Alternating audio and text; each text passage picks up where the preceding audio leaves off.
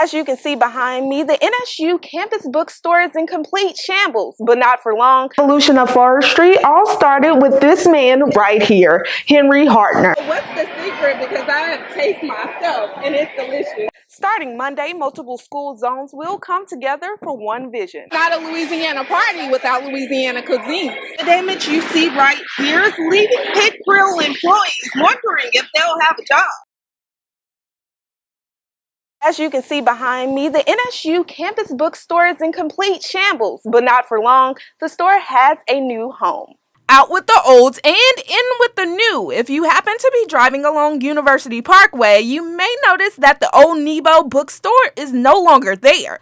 The former store is being renovated to create Northwestern State Marketplace, which will expand the university's bookstore. And not only that, it will include a Chick-fil-A Express. We took a look at the square footage, and with 10,500 square feet, we can have a lot of opportunity there. 8,000 square feet we thought maybe for a bookstore where we can talk to the potential vendor that we've got and then also get a food service beverage vendor there. So we talked to Sodexo, who's here on campus, and they're our main food and service beverage vendor.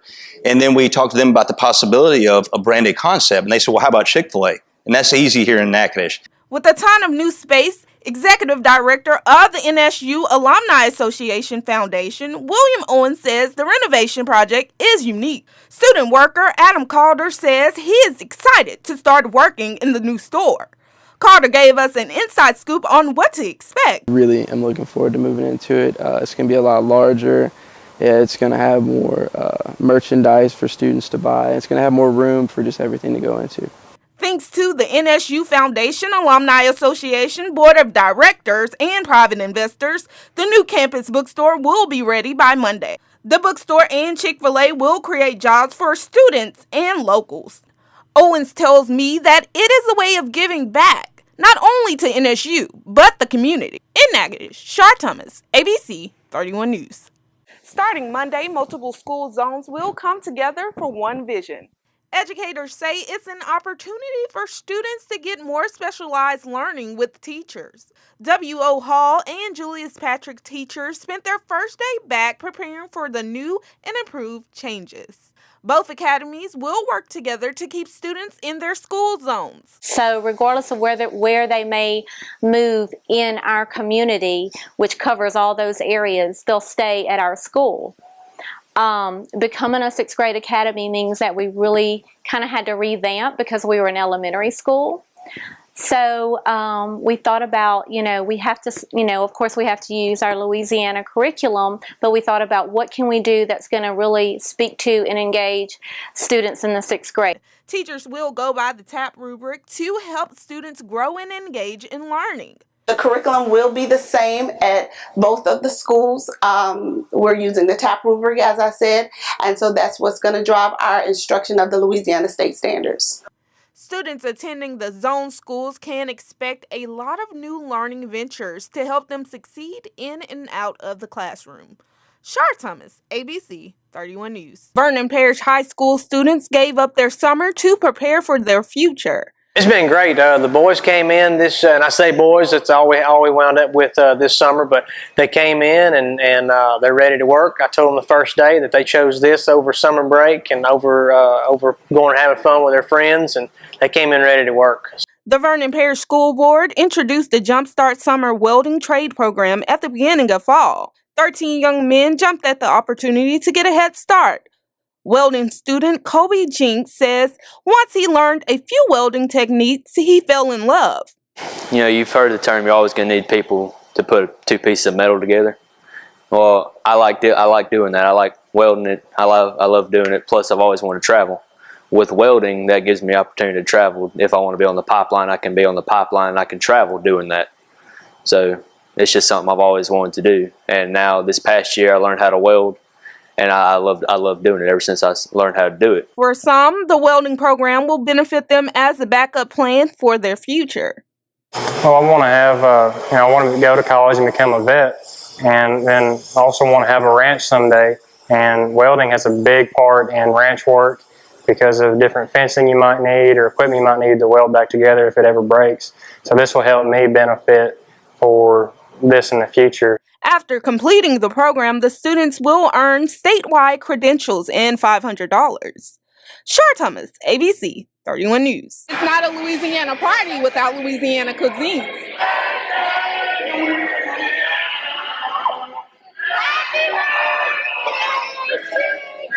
Today, Menard's 7th grade class ditched lunchtime to celebrate the state's 206th birthday, the only way Louisianians can.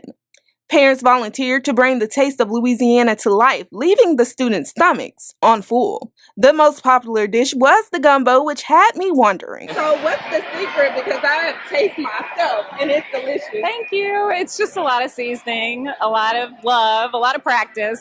Love was definitely it for 7th grader Kate Grimion taste buds. It has so many different flavors. Like, just when you take like one bite, you have all these flavors like in your mouth, and you can like just feel it in your taste buds. Yeah, it just tastes so good. Grimion wasn't the only one satisfied with the gumbo. Miss Louisiana Tech Samantha Harthorne calls it spicy. Spicy, just like the people here. The students were able to dance off some of that spicy food to some Cajun tunes. Char Thomas, ABC 31 News. The damage you see right here is leaving pit grill employees wondering if they'll have a job. Last night, customers and employees got a surprise from an unwanted motorist. A vehicle crashed into the restaurant, leaving it in shambles. This place is total. I just want to know if I can work, how long it's going to take. Do I need to start looking for another job? What? I don't know. The vehicle had been traveling northbound on MacArthur Drive and left the roadway, entering the median, making the wrong turn, striking a curb and a parked car. The vehicle then became airborne and crashed into the restaurant where a family had just got up from dining. There were some customers sitting near the window that was busted out that had just a few moments earlier gotten up and got away from getting hurt, killed. Witnesses say the driver abandoned the vehicle, leaving law enforcers to search for him. Owner Rob King says when he got the call, he wasn't surprised. King was just happy that his employees were safe. I have 4 restaurants, and this is not the first time something like this has ever happened to us.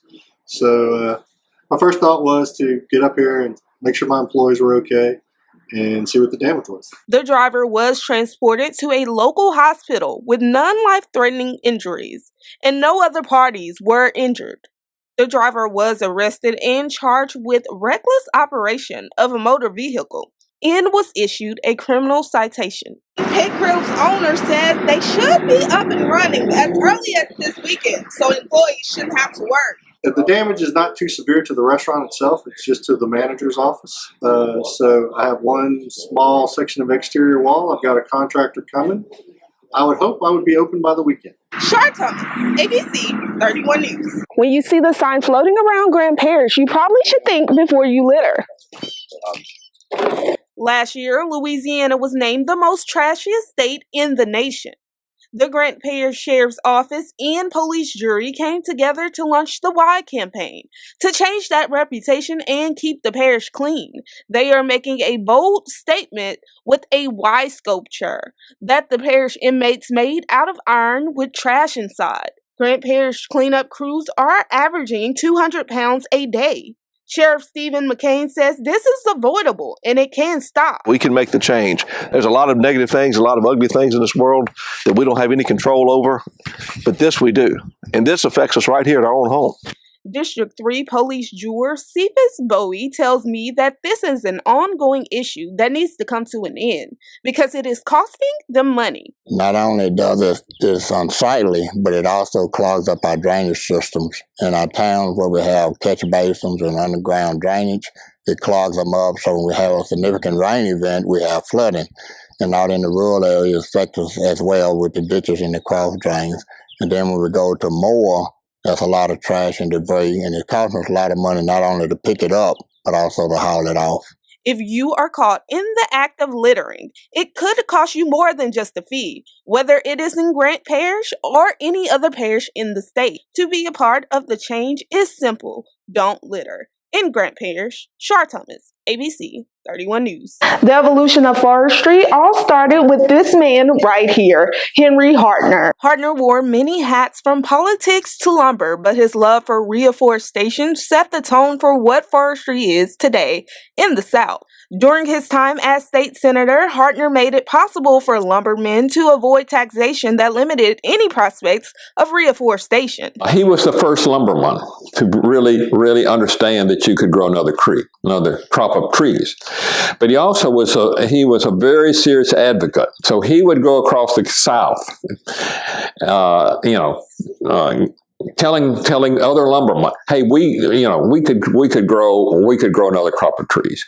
And then as a state senator, he helped pass legislation that made it economically feasible. See, one time after the trees were cut, the taxes were still the same. So lumbermen just wanted to abandon the land. But the combination of Hartner's ability to convince people to grow more trees and then making it economically feasible by the legislation that favored that. He was a visionary who put his ideas into practice and others adopted his methods. With advancing technology, reforestation has grown immensely over the years, but Hartner's strategies are still the basics of where it all started. They're harvested. And, that's where we get lumber for everything, all sorts of wood products. And then the big thing then is how do we grow it? How do we get another crop started? And so and one of the things that was done by these three guys was the nursery techniques were developed. Grow little seedlings in the nursery, and to grow them big enough so that they could be outplanted. And so now in nurseries across the South, there's over a billion seedlings grown a year for reforestation. So it's a big deal, but they were responsible for kind of creating the basic knowledge needed to do that. Hartner was ahead of his time, which is why he will forever be recognized as the father of forestry in the South. Char, ABC 31 News.